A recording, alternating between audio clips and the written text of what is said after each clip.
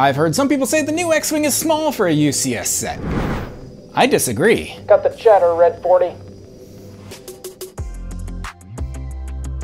Hello all, I'm Josh as a Josh Build Stuff, and we're in for a good one tonight because we are talking about the latest LEGO Star Wars Ultimate Collector Series vehicle, this time the X-Wing Starfighter, and it's only the third time LEGO's made this set. This is set 75355, it was just released in May 2023, it contains 1,949 pieces and costs $240 here in the US. Let's address that big number first. Yes, 1,949 pieces is more pieces than the previous two iterations of this same vehicle, but we'll do a little more comparisons later on.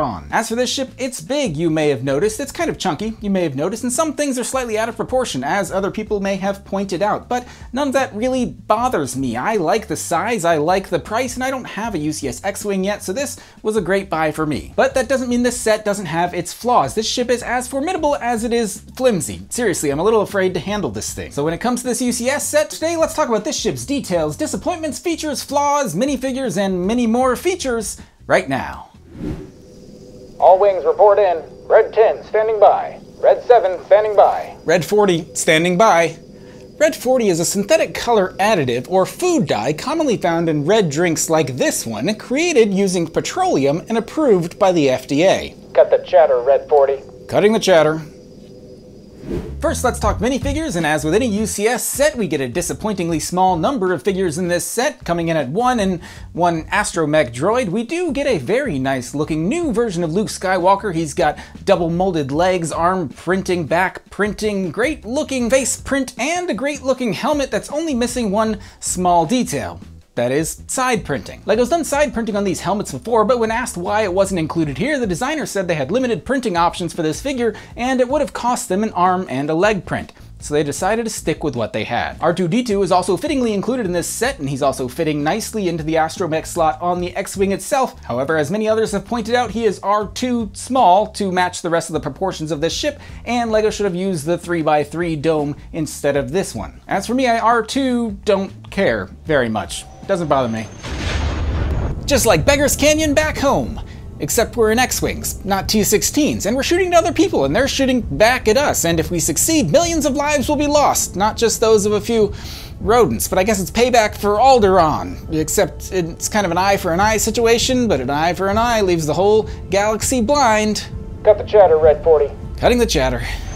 Now, as for the ship itself, I like it. I think it's a decent depiction. It's large, which you want out of a UCS model. It checks all the boxes for all the things that you want in an X-Wing. A decent interior, 4 cool engines, the X-Wings, goes without saying. Laser cannons, a slot for R2 as we talked about. A decent display stand, more on that in a minute, but I don't love everything about this ship. For example, the nose of this ship for a lot of people is a bit of a gray area, in that a lot of people think it should have been a gray area. Obviously, a gray nose cone would have been slightly more accurate to the actual model, but I don't think white looks terrible, seeing that most of the rest of the ship is white, and it looks, I don't know, congruent with the whole thing. The printed windscreen is nice, the minimal use of stickers here is nice, the interior details are nice enough. I think the engines are slightly oversized, but those new curved gray pieces are cool, and the upright tile usage, albeit slightly illegal, still looks nice for what it is here. One detail that I'm a little conflicted on is that the exterior of the body is covered in, well, large built panels. However, those panels make the thing a bit flimsy because, well, most of them are connected by 1 or 2 small attachment points, and I think it takes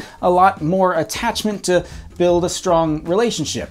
Or a strong X-Wing in this case. But I think the flimsiness of those panels go to show that this set is not meant to be handled. It's one for the shelves, it's one to be displayed. It's a little too large to be really handled anyway, even though the instruction booklet does show us one of the designers setting the model down gently on a table, so I guess that means it should be handled. But while we're talking play features, obviously the one thing an X-Wing needs to be able to do is make an X-Wing out of S-foils, and that is possible here. Also, you may have noticed this is not the stand that comes with this set. On that issue, I took a stand, and by that I mean I took the stand from the UCS Y-Wing.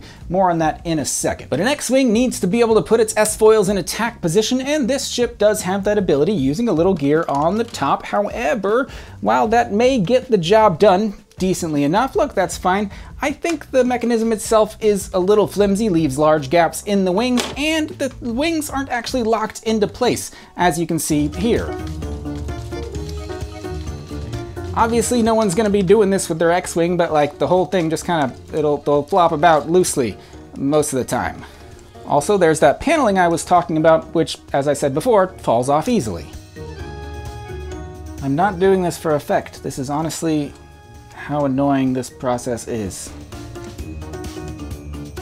Perfect. Now I will proceed to not touch this thing at all again.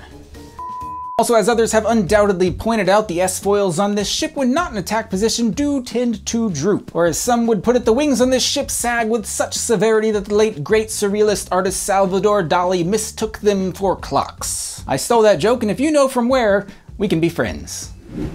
Josh, you've switched off your targeting computer. What's wrong? Oh, I've got it right here. It would have made this whole green screen process more complicated, so I just took it out. Or I'm gonna use the Force or something. IDK.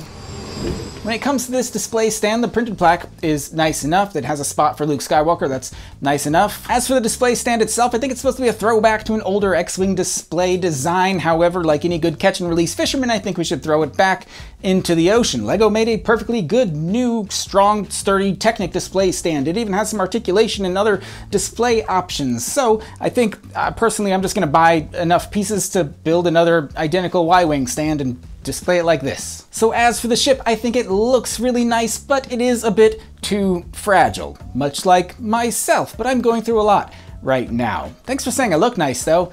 That's numerous to me. That means a lot.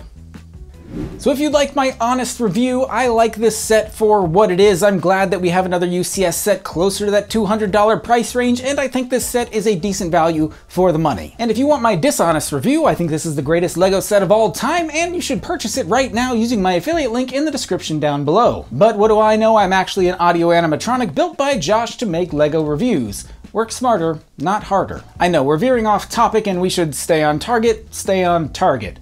That'd be better as a X-Wing interstitial. Stay on target, stay on target. You got it. Was that better in here? I don't know.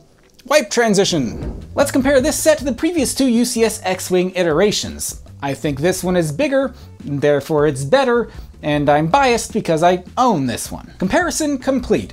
No, but seriously, I think the last time LEGO made a UCS X-Wing was in 2013, and so pumping one of these things out every 10 years sounds like a good idea. Especially because, as others have said, a lot of people have gotten back into LEGO and back into Star Wars more recently, and they probably didn't pick up these older models. That's the case with me, and so now it's a chance for all of us to have our very own UCS X-Wings. A lot of people have gotten back into LEGO Star Wars over the last few years and probably don't have a UCS X-Wing. See? Remember I said as others have said? That's the others saying what I said that they said. But speaking of saying things, that's all I have to say about this set. I think it's decent, I think it's big, I think it's nice, and I think you should get it if you want one. As for me, I've got to go get my oil changed.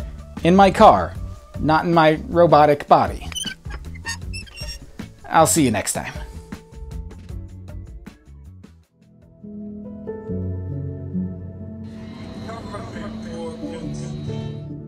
I'm right with you, baby.